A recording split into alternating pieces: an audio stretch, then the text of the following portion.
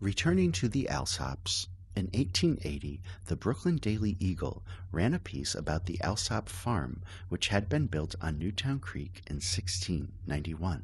Sunday, March 28, 1880, the Brooklyn Daily Eagle, a landmark gone, destruction of the Alsop house, built 2 centuries and a quarter ago on the shore of Newtown Creek. Calvary's absorption of land the cause. Reminiscences of the family. The extension of Calvary Cemetery by the addition of 100 acres occasions the demolition of the Alsop mansion of historic interest. The Alsop family was distinguished in the annals of Newtown down to recent date. Now but one descendant remains, and he long ago quitted his ancestral home. Thomas Wandel was the founder of the Alsop family through Richard Alsop, his nephew, whom he brought from England while a mere boy, about the year 1665, and adopted as his son and heir. The one act in Mr. Wandel's life in Newtown which serves to perpetuate his name in local history was his effort to thwart the burning of human beings for witchcraft. He was foreman of the jury that tried Ralph Hall and his wife and acquitted them. Richard Alsop fell into the possession of Wandel's property about the year 1691, and continued lord of the manor until his death in 1718. He left several sons and daughters. Richard Alsop was prominent in public affairs.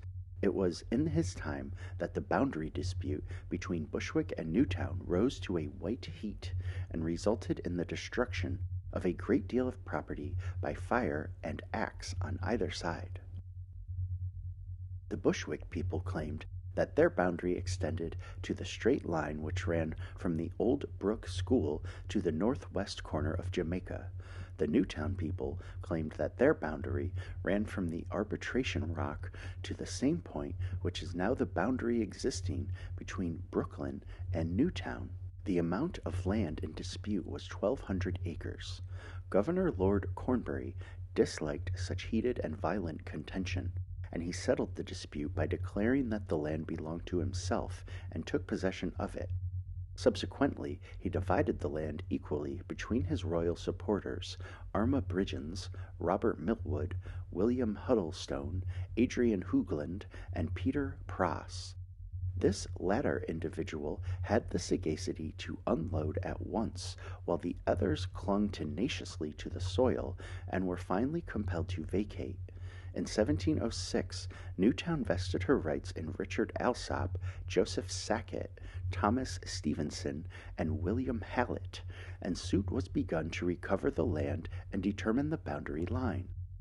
This suit lasted 20 years, and the townhouse and lands had to be sold to fee the lawyers and meet other expenses. In January 1769, the line was established to the satisfaction of Newtown and has existed unchanged from that time to the present. The historic Arbitration Rock was blasted some few years since and made use of for building stone. The suit for the recovery of the land taken by Governor Cornbury was continued until 1727. As late as 1837, a descendant of the original Bridgens brought suit to eject the tenants from the land at Laurel Hill under the governor's fraudulent title, an Old Bridgens will, but he was beaten.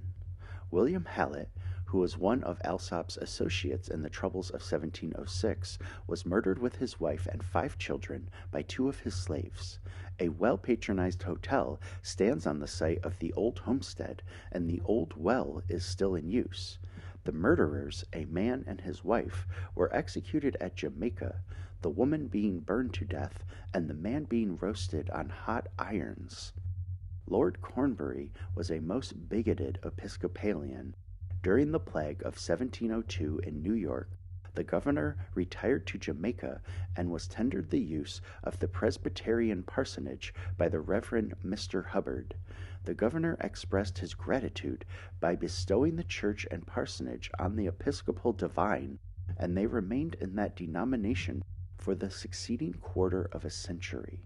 The male children of the first Richard Alsop, Thomas, Richard, and John, became prominent in the legal profession and merchant's life. The children of the second Richard adhered to the ancestral seat in Newtown and married into the Sacketts, the Brinkerhoffs, the Whiteheads, the Fisks, the Woodwards, and the Hazards, names now extinct save as they appear on the tombstones, many of which are sadly neglected. The Alsop Cemetery is within Calvary Cemetery, which absorbed all of the property and is thus certain of receiving proper care. The owner in trust of the reservation is William Alsop, the only living lineal descendant, who resides in New York at present, but for a great many years had his abode in Florida. The family relics have disappeared almost entirely. The only thing that remains to be cherished is an old clock, which is in the remaining descendants' possession. The house itself, 2 centuries and a quarter old, has now disappeared forever. The yellow fever epidemic of 1798 made havoc in the Alsop household, and 2 tombstones mark the graves of the victims, one of whom was Elizabeth Fish, the widow of Jonathan Fish. She was the widow of the grandfather of President Grant's Secretary of State. Several slaves died of the contagion, and one at least, called Venus, on account of her remarkable beauty, was buried in the family plot.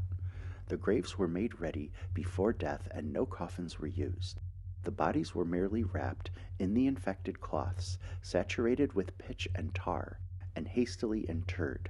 The slaves' graves are not marked by stick or stone because the custom of that time forbade it.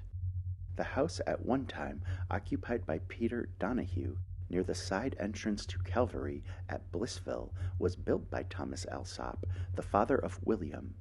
Eventually, it fell into the hands of Paul Rapelier. The farm surrounding it was part of the Alsop estate derived from the marriage of Thomas Wandel with the widow Herrick, who owned it in 1759. After the death of Richard Alsop in 1790, the property was divided between the sons, John and Thomas. John retained the old homestead, and Thomas received the Blissville section. John Alsop died in April 1837, and his widow sold the property to a corporation, and it is now embraced in Calvary. John Alsop left no children. Thomas, his brother, married Catherine Brinkerhoff, the daughter of George, a revolutionary patriot residing at Dutch Kills. A British officer, Finlay Mackay, cut his name on a pane of glass in the old Brinkerhoff house in 1776, and it remains there to this day. The well on the Alsop property, which was sunk at the time the mansion was built, still supplies water to many families in the neighborhood. The house was 100 feet long, and the first floor was divided into 4 rooms, with a hallway 18 feet wide. 2 round windows, resembling portholes, were cut in the ends of the building in 1776 by Lord Cornwallis for musket practice, and as lookouts to guard against surprise. The chimney place, around which the slaves used to gather, had the capacity of receiving logs of wood 10 feet in length. Rufus King married Mary Alsop. He died at Jamaica in 1827. Of this union came John Alsop King, who was governor of this state from 1857 to 1859. Sunday, May 23, 1880, the Brooklyn Daily Eagle. Long ago, concluding reminiscences of the Alsop family. A woman that died of a broken heart at the failure of the king's cause. How the Alsops came by their wealth. Human flesh and blood of less value than that of swine. 4 cows that were worth more than 3 human beings. The brave family of Coe. Interesting reminiscences. The Sunday Eagle of a recent date contained an interesting account of the Alsop mansion in Newtown, which was supplemented by an interesting history of the Alsop family from 1661 to the present time. The Alsop House was the rendezvous of Cornwallis and Clinton with their respective staffs, and the country round about was taken up with the army encampments during the Revolutionary struggle. Richard Alsop himself was devoted to the cause of independence, while his wife was an ardent Tory and died of a broken heart at the failure of the king's cause. That Richard Alsop was ever more than one of the peasantry, or ever acquired that wealth which gave him position and some honor, was one of those accidents of fortune to which some are born heir. His childless uncle made him his sole heir, and thus has come down through many generations the name and character which has always played a prominent part in the history of this state. Richard Alsop kept strict account of his losses by the lusts and recklessness of the British, and it is safe to assume that he was profitably reimbursed.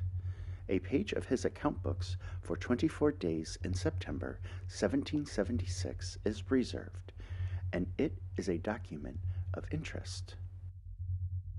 The total losses and damages amount to £320.15.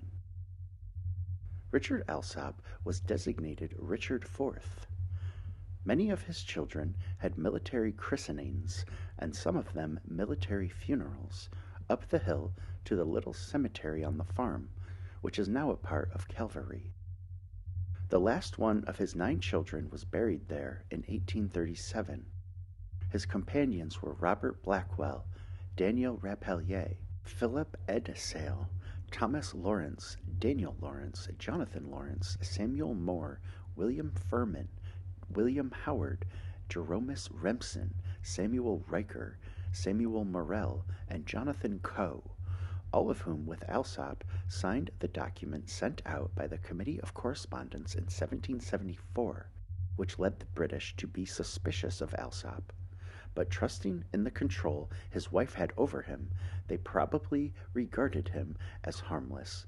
He never again did aught to give offense. John Alsop, the cousin of Richard, sat in the Continental Congress of 1774, and being a distinguished man, royalty grieved over his defection. But both halted at an opportune period, willing to have their future shaped by events. The only child of John Alsop married Rufus King, who became distinguished in American history. Governor John Alsop King was born of this union, and several of the governor's children have held positions of honor and trust. The second son of Rufus King, Charles, was a member of the legislature in 1813. From 1823 to 1845, he was editor of the New York American, afterward associate editor of the Courier and Inquirer, and from 1849 to 1864, president of Columbia College. He died in Italy in 1867. The present living John Alsop King was a senator from the 1st District. Richard King, another son, is cashier of a New York bank. It was his son Richard who blew his brains out at the original family homestead in Jamaica recently. Miss Cornelia King, spinster, resides alone on the homestead, attended by a few servants. John Alsop, the second son of Richard Alsop, and the last to leave the old mansion, was the appraiser of the estate of Thomas Betts, a man very prominent in the history of Newtown, and who was the owner of many slaves at the time of his death. The inventory was filed in Queens County with Surrogate Robinson in 1804. It is interesting as showing the value placed upon human flesh and blood in the scale with horses and pigs. The following is a part of the inventory. 1 Negro man named Israel, 40 pounds. 1 Negro man named Caesar, 15 pounds. 1 Negro man named Tice, 50 pounds. 1 Negro man named Jacob, 45 pounds. 1 Negro man named John, 30 pounds. 1 Negro girl named Sarah, 20 pounds. 1 Negro girl named Paul, 9 pounds. 1 Negro girl named Betty, 8 pounds. 3 hogs, 10 pounds, 1 sow, 5 pigs, 4 pounds, 1 old horse, 1 pound, 1 bay horse, 20 pounds, 1 mare, 12 pounds, 1 mare and colt, 8 pounds, 4 cows, 32 pounds, 1 young bull, 9 pounds, 1 mare 12 years old, 6 pounds. It will be observed that while the slave girl Betty was rated as worth 8 pounds, 3 hogs were rated worth 10 pounds, and while the man, slave Caesar, was worth but 15 pounds, the bay horse was worth 20 pounds. The girl, Pole, was worth but 9 pounds, while the mare was worth 12 pounds. 4 cows were estimated at a greater value than the 3 slaves, Caesar, Paul, and Betty. Richard Alsop made his will in January 1781. The form of the will affords an opportunity for contrast with the form employed in the present age. Now, all that appertains of a sacred character are the words, "In the name of God, Amen." A century or more ago, the form, as shown by the Alsop will, was, "In the name of God, Amen. On the 3rd day of January, 1781, I, Richard Alsop of Newtown, being in good health, sound mind, and perfect memory, thanks be to God for the same, calling to mind the uncertainties of life, and knowing that it is appointed for all men once to die, do make and ordain this to be my last will and testament in manner following. Imprimis, I give and recommend my soul into the hands of Almighty God, who gave it unto me, and my body unto the earth, to be buried in a Christian-like and decent manner, nothing doubting but that at the general resurrection my soul and body will be united again through the mighty power of God."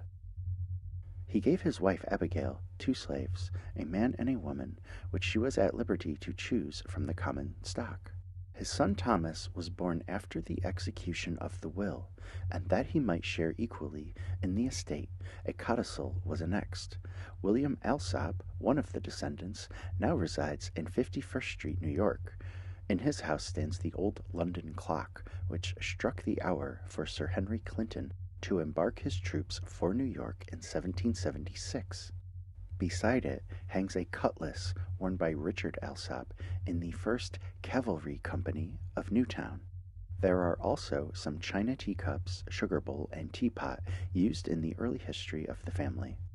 In 1812, Newtown Creek was regarded as a great naval station, and the favored rendezvous of the officers was the Alsop mansion, which the greatest of British generals had occupied.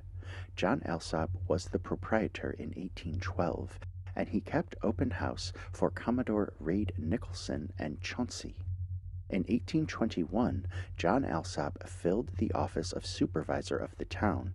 The death of young Richard Alsop in 1793, before he had completed his 25th year, is commemorated by a locket worked in his own hair. His sister Eliza is represented weeping over the tomb. Alsop is engaged in the lumber business in Florida. When the war broke out, he espoused the federal cause, and his plantations were swept away and his slaves liberated. John Alsop, a brother, resides in the town of Huntington. Colonel Coote. At the close of the Revolution, Colonel Sir Eyre Coote of the British Army was quartered in a house on Jackson Avenue, just outside of the village of Flushing, which is now owned and occupied by Cornelius Remsen Lent. He was ordered to India in 1780, where he proved himself a hard fighter and died in 1782, as did also his Hindu antagonist, Hyder Ali, who was succeeded by his son Tippoo Saib, while Cornwallis assumed command of the British forces. The conflict was brought to a close in 1799 by the victory of the British at Seringapatam and the death of Tip. On the Old Dutch Lane at Corona stands the first mill erected in Newtown by John Coe, who was conspicuous in the events of 1664 and later years, which brought Newtown under the rule of Charles II. On the same avenue stand 2 large buttonwood trees, 80 years old, according to the oldest inhabitant, George J. Rapelier. The coes were made of stern stuff, As was attested by the ousting of the Dutch for the English government, the exchange of Stuyvesant for nickel, the result of a contest that lasted from 1652 to 1664. The Presbyterian Church in Newtown stands upon the site of the thatched cottages that gave shelter to the settlers of the town, then called Middleburg, under permit from Stuyvesant. The Dutch and English element soon learned to hate each other thoroughly. There came a crisis in April 1653 when the Dutch fled on an intimation that Stuyvesant wished them to give him an opportunity to have the English slaughtered by the Indians. John Fish, Edward Jessup, Thomas Hazard, John Burroughs, Richard Betts, Robert Coe, John Coe, and William Palmer organized the people for resistance. The rumor was started in Hempstead and carried to Newtown by one of Stuyvesant's vassals, an Englishman at that named Richard Burtnell, the first proprietor of Blissville. The timid ones fled to Connecticut, there to reside, so that there remained a small but brave party to do battle for their rights, with but one traitor in the camp, John Lawrenson, who communicated their movements to old Stuyvesant in the following letter. Right Honorable the Lord Stuyvesant, the cause of my presenting these few lines to your honor is to let you understand what traitors there are in Middleburg. John Coe, Edward Jessup, Ralph Hunt, Richard Betts, Samuel Coe, John Layton, Francis Swain went to Westchester in the night and brought Panton with a company of men over to beat arms against the Dutch, and have taken a copy of Panton's commission to kill and slay any that opposeth him. He beats up the drum under a color to train, and when the town is come together, he plots against your honor. These 7 men set almost the whole town against your honor. They call private meetings, and there they conspire against you, and have put the town in an uproar. Richard Betts said he would spend his life and estate in this cause, and John Layton abused your honor, and said you were a devil, a wooden-legged rogue, and a picaroon, and rails against your honor that it is a shame to hear him. Edward Jessup had been a traitor a long time. He went to New Haven to see to put the town under them, and I never knew it until they came for money, as would go for his charges. If some come, be not taken with them. They will never be at rest, but always a doing of mischief. So, having no more to trouble your honor, I rest your true and faithful subject, John Lawrenson. Local history records that the letter contained much that was true. In studying up the geography of the country, the English discovered that Long Island was adjacent to Connecticut, and therefore should be included in the charter of Charles II, which confirmed to the colony of Connecticut all of the adjacent islands. The meetings in the old mill house were continued regardless of the opposition to Stuyvesant. The agitators were the bolder because they were gaining ground, and in October 1662 the intelligence was received that Middleburg was to be annexed to the colony on the other side of the Sound.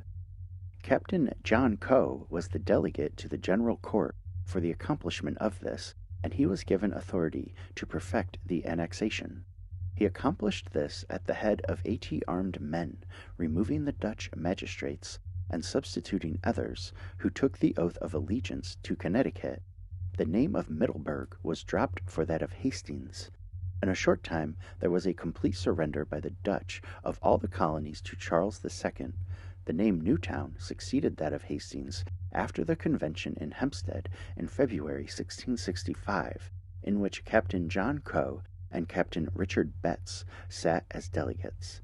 The Coes made many sacrifices for their principles. They filled a prominent place in the Revolutionary struggle. Benjamin John, Samuel Jonathan, Robert and Benjamin Coe, Jr. responded to the call for the election of a deputy from Newtown to the Philadelphia Convention, and a majority of 100 votes at the town elections of April 3, 1775, elected their candidate, Colonel Robert Blackwell, to the convention.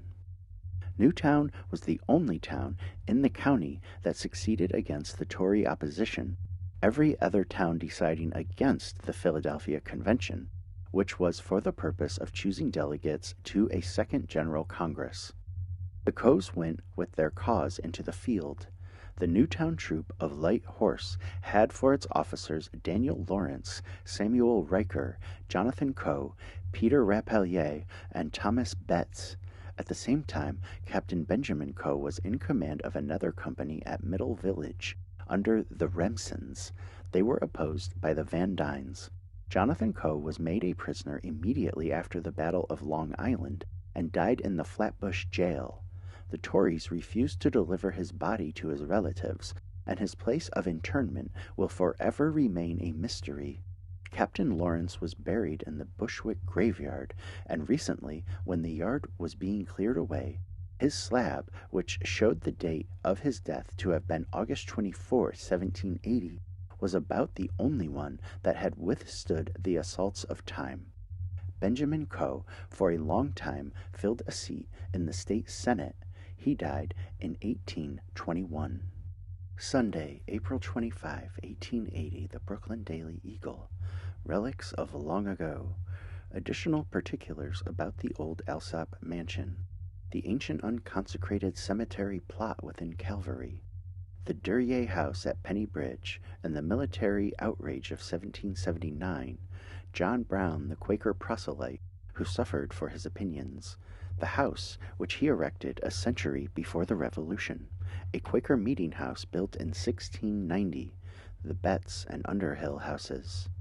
The recent destruction of the old Alsop house built in 1651 on the shore of Newtown Creek, particulars of which were published in the Sunday Eagle of March 21, occasioned more interest and received more attention than usually attaches to ancient landmarks.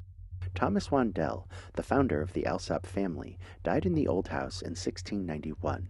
The family burial ground was on the crown of a hill that formed part of the farm. It is there yet, though the farm has been absorbed by Calvary as an abode for the dead. The burial plot is within Calvary, but distinct from the consecrated acres surrounding it, and there it will remain so long as Calvary exists, by special reservation in the deeds. Neglected is the grave of Thomas Wandel, no stone or other mark of affectionate remembrance, denoting the tenant of nearly 2 centuries. In the same plot repose the remains of Richard Alsop, who succeeded to Wandel's estate, being his nephew, and who died in 1718, aged 58 years. Richard Alsop, who died in 1764, aged 70 years. Richard Alsop, Jr., died in 1790, aged 69 years. John Alsop died in 1837, aged 58 years. Thomas Alsop died in 1857, aged 71 years. Susanna Brinkerhoff died in 1772. Annie Raymond, 1859, Frances Whitehead, 1827, Elizabeth Fish, 1798, James A. Hildreth, 1848, Elizabeth A. Hildreth, 1811, Mary E. Hildreth, 1818, Hannah Hildreth, 1822, Patrick Hildreth, Master in Chancery, 1882, Elizabeth Van Dyke, 1847, Catherine Van Dyke, 1848, Catherine Alsop Van Dyke, 1847, Catherine Brinkerhoff Alsop, 1841, Thomas Edward Alsop, 1829, Richard Alsop, 1798, Elizabeth Alsop, 1794, Abigail Alsop, 1821, Thomas Alsop, 1779, Hannah Alsop, 1777, Richard Alsop, 1772, Richard Alsop, aged 1 month, no date, Elizabeth Alsop, 1776, Maria Knox, 1798, Hannah Alsop, wife of the first Richard, 1757, aged 91 years, Elizabeth Alsop, 1753. While Richard Alsop the first was a full-fledged Englishman, his wife Hannah, who survived him 39 years, was a Hollander, and their courtship was conducted by a male interpreter. In 1776, the Alsop house was the abode of Lord Cornwallis, Colonel Meadows, Sir Henry Clinton, and a retinue of military men of less repute. They slept there the night before the day of the capture of New York, and there is in the vicinity a great stone on which Cornwallis and Meadows stood on the eve of battle exchanging ideas. The morning the troops encamped on the Brinkerhoff, Morel, Bragaw, and Moore farms, broke camp, and joined their comrades in the camp at Laurel Hill and the cedar lots on the de Bavoiseau farm. Cornwallis gave a grand breakfast to his aides de camp, cooked on the great hearth in the Alsop mansion. Mrs. Alsop was an ardent Tory, and the generals and colonels paid her marks of great distinction. Richard Alsop was a patriot, and made himself very conspicuous at the commencement of hostilities, but the occupation of his grounds by Colonel Ruggles and his little regiment for 8 years kept his spirit in complete subjection. His house, from its convenient position, military post between New York and Newtown, the naval guard boats on the creek were directly in front of it. Relays of horses were always in readiness for the quick dispatch of orders from one camp to another. Beside affording his house protection against the raids of the foraging hordes, Alsop realized great sums of money from the British exchequer. His neighbors were less fortunate. They were preyed upon and brutally treated by the soldiery, and robberies were of almost a nightly occurrence. Richard Alsop was justice of the peace, and one of the records which he made, and which is to be found in the archives of the town, is as follows. George and Peter Duryea, with their wives, Sarah and Catherine, being one family, doth make oath before Richard Alsop, Esquire of Newtown, that at 9 o'clock in the evening of October 15, 1779, 4 or 5 men, disguised, meanly habited, with faces blackened, armed with gun, bayonet fixed, a pistol, a number of clubs, and a cutlass, forced in their house at Bushwick, west side of the creek, and assaulted the inmates. George received 4 dangerous blows on his head, which settled him on the floor.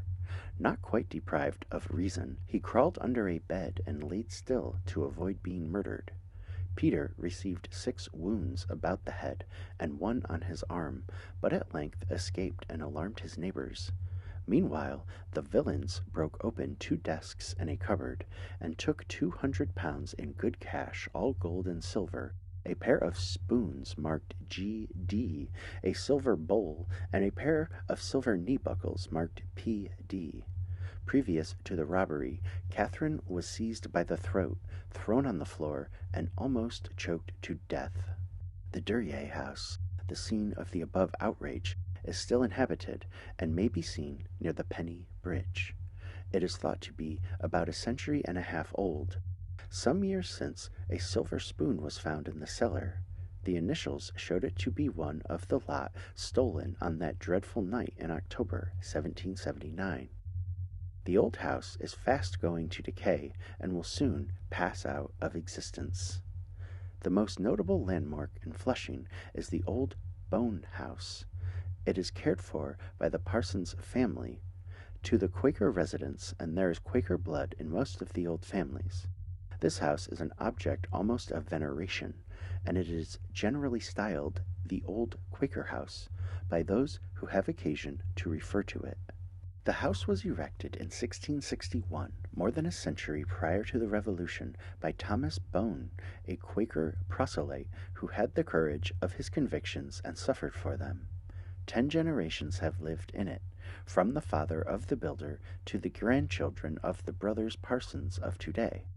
The house nestles low among stately trees, and its back door, oddly enough, is seen first. It never rose to the dignity of being called a mansion like the Alsop place. The houses were as dissimilar as the lives of the 2 men. The Bone House was the farmer's ideal of a home. It was built to be such after John Bone, the son of Thomas, had chosen 250 acres of the best land in Flushing, then called Vlissingen. The entrance to the house is under a broad, square porch, through a door that opens in sections. On the upper section is an iron knocker, well bolted, with a tongue 8 inches long, and heavy enough to make a formidable weapon. Within is a little lobby, from which the stairs wind up to the attic, or chamber floor. The parlor, or living room, is low of ceiling, and an evident attempt at display was made, judging from the moldings of the windows and doors. The mantelpiece is a decidedly queer piece of architecture, with fancy panels and turned sidings. Three sides of the room are broken by doors, while on the fourth side are three small windows, admitting what would seem to be insufficient light, and making the house proof against burglars, leaving the doors out of the question. In the kitchen is an oaken floor, the same that was put down when the house was built, fastened to great oak beams, with tree nails driven into holes boldly bored through plank and beam. It resembles a ship's bottom more than anything else. The fireplace stretches all along one end of it. The ceiling is barely 7 feet high, and the chimney arch reaches almost up to it. In the rear is a room opening from the parlor, the guest room in the olden time. It was originally plastered with clay, so soft that it could be removed with the fingers. In replacing this with modern walls and ceiling, a recess 1 foot square and 2 deep was discovered, which had been carefully plastered, and though nothing but a stone was found in it, the impression has always prevailed that it was the receptacle of the family money chest and valuables. It now remains open. Hanging in one of the rooms is a long mahogany box called a pipe case, with a bottom drawer which held the master's weed. A great Dutch table, said to be over a century old, stands in the kitchen. In the parlor is another but smaller one, and a settee that is altogether the quaintest and most novel piece of furniture in the house, where for 2 centuries curiosities have been accumulating. It has a leather bottom, and at one end a loose leather-covered section rests at a slant between turned uprights, regulated by a pair of small chains. In the attic chambers are specimens of old chins, arranged on oddly built and queerly trimmed buffets. The chairs have spindle legs, curved.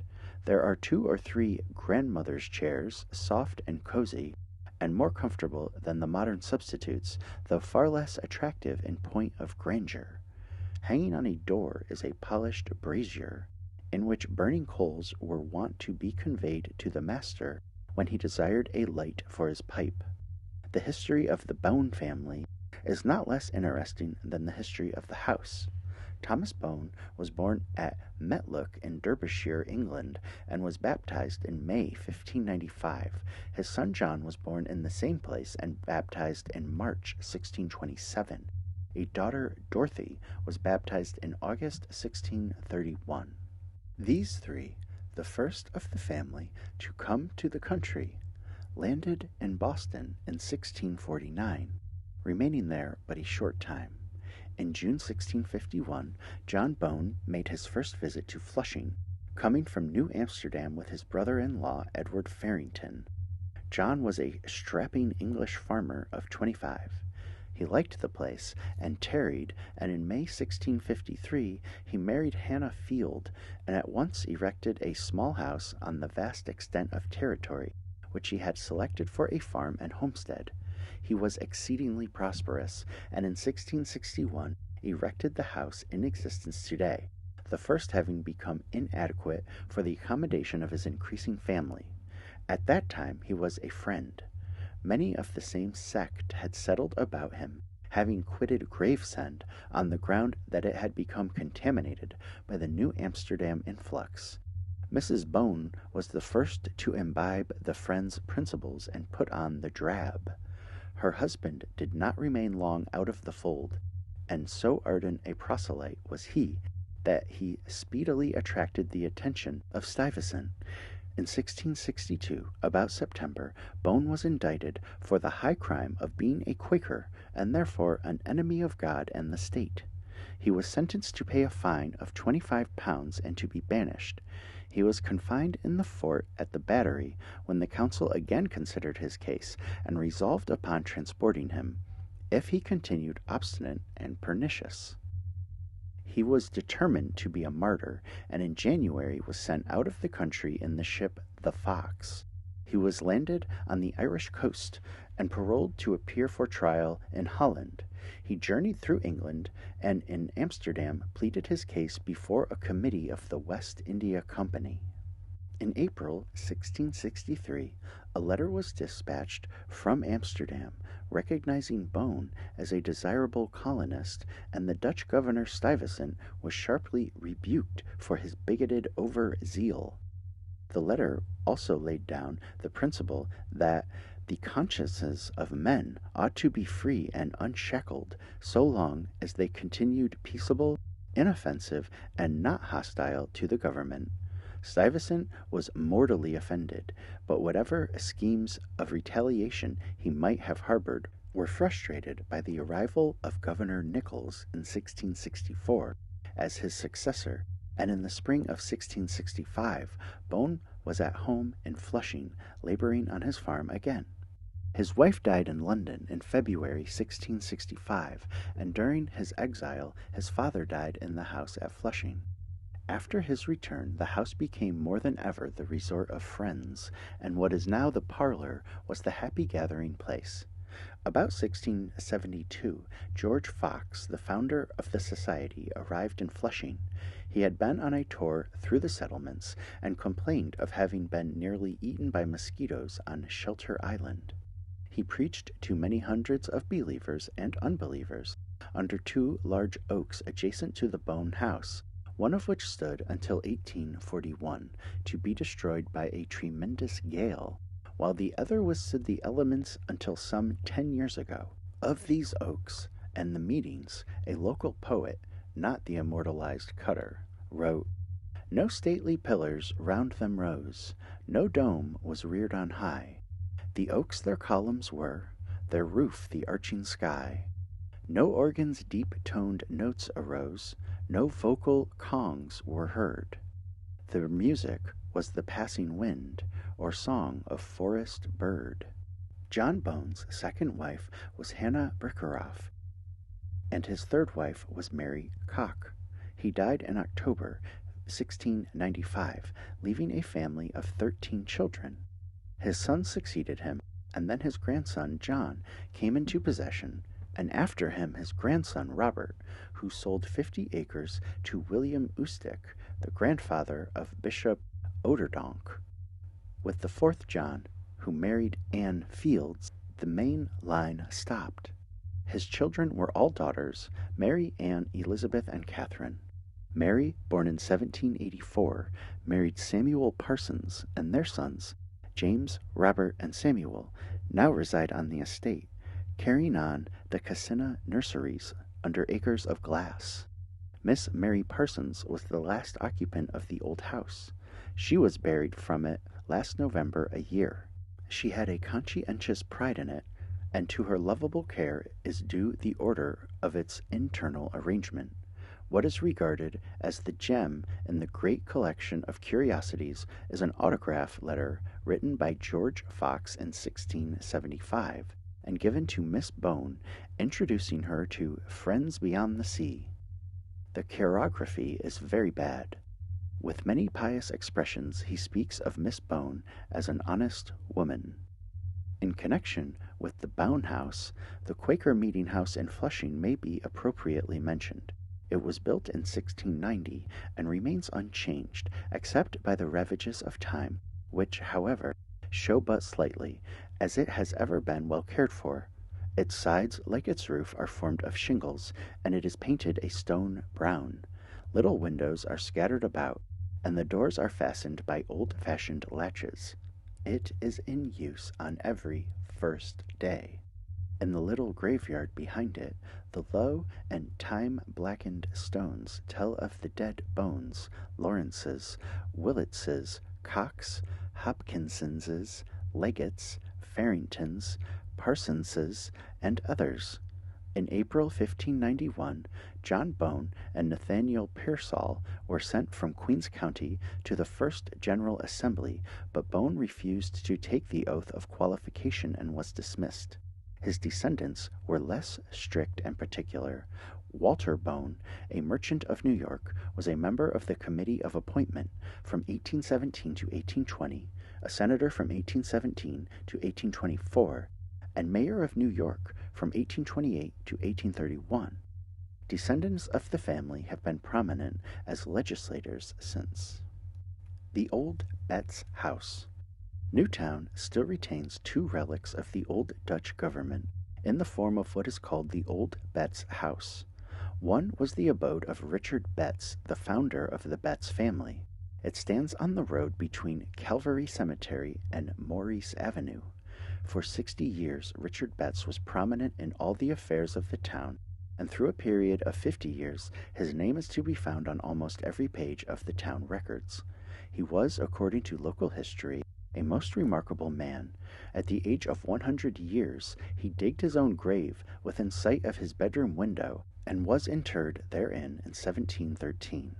In the little cemetery on the farm, the deceased members of the different branches of the family for many years lie buried. No stone distinguishes the particular grave of the founder of the family. The reason for this neglect was that his sons embraced the Quaker form of worship, and the society abhorred monuments. He came from England with a colony of Puritans in 1651 to found the village of Newtown and settle the English Kills. As time passed, bitter enmity grew between him and the Dutch governor, Stuyvesant, but he seems always to have been able to carry his point, and this fact probably intensified the governor's hate of him. In the quarrel between Bushwick and Newtown as to jurisdiction, Stuyvesant was arrayed against the latter settlement, but his antagonist Betts outwitted him. Stuyvesant permitted the English to plant their ground, but steadily refused them a patent. The quick-willed Betts purchased the whole of Newtown from the Indians for £68 16 pence 4, and made the additional allowance of £76 9 to the Sachems, Pomwonkin, and Rower Westetoe for their life right, and received a deed therefore July 9, 1666. The land was divided between his 50 followers according to their means, and all had great farms. The residence was built in the same year. The old house is still tenanted. One of the treasured heirlooms is a great chair in which he used to sit and transact business late in life. The broad window sills served for desks and secretaries. The house contains 12 rooms, each with a family history. The back door is opened by a heavy wrought iron latch. Curious old closets and cupboards abound in every part. Square-hewn beams support the floors, the boards in which are 16 inches wide. Occasionally, a curiously formed nail lifts its head and is drawn out. 3/4 of its length from the point is formed somewhat like a screw. Interments in the ancient cemetery close to the house come down to as late a date as 1877. Some rude slabs bear the dates 1757, 1759, 1762, marking the graves of Daniel, Mary, and Daniel Betts. The wife of this last person survived him 76 years, dying at the extraordinary age of 109. The old well on the farm is the same which supplied Father Richard with water, and the flagstones surrounding it are the same on which the British soldiers washed their rations. When the English governor Andros assumed office in 1674, the people replied to his proclamation through the town clerk John Burrow, reciting their grievances in language which greatly offended him. He directed Captain Botts to make inquiry, examine, and report to him whether the act was of the town or some particular persons. The governor was reaching out after the scalp of Burrows. Betts was in a dilemma. He desired to save Burrows from the disgrace which he felt sure the governor would inflict. He finally called a town meeting, and a resolution was passed reciting that the act was the act of the town, but the sentiments expressed were not the sentiments of the town. Burrows was a man of ability and courage, and did not wish to shirk the responsibility and be thought a coward. He wrote a second and more offensive letter to the governor, for which he was speedily arrested and committed to prison in New York. On the 18th of January, 1675, he was tied to the whipping post at what is now the corner of Wall and Broad Streets, with this sign across his breast: for signing seditious letters in the name of the town of Newtown against the government and the Court of Assizes. He was kept there for 1 hour to be jeered at by the populace. The Underhill Mansion. The house called the Smith Mansion at Mattencock, now owned by D.V. Smith, was erected 220 years ago. During the Revolution, it was used by the officers of both sides as headquarters. It was originally owned by the Underhills. In the graveyard on the farm were buried the bodies of 60 slaves, all owned by the family. The house is in fair condition. It has been in the Smith family 3/4 of a century.